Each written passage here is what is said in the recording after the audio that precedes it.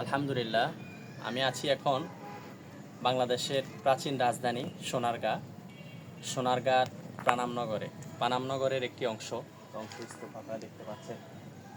শত শত বছরের এই পানামনগর, যেখানে শত শত বছর আগে বাংলার যে সকল রাজা বাদশারা ছিল তারা এখানে রাজত্ব করে গেছে।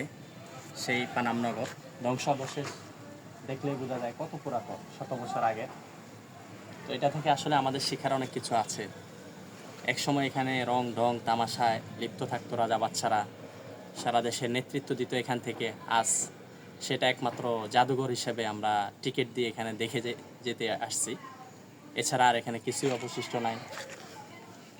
ভবনগুলোর ভাঙ্গা অংশ, লাল লাল ইট, এছাড়া আর এখানে তাদের কোনো চিহ্ন, তাদের কোনো আত্মীয় স্বজন, তাদের কোনো পরিবার পরিজন কেউ নেই। কেউ এটা ভোগ করতে পারতেছে না। সবাই যার যার আমল নিয়ে কবরে চলে গেছে। সেই প্রাচীন রাজধানী সোনারগাঁয়ের পানামনগর থেকে।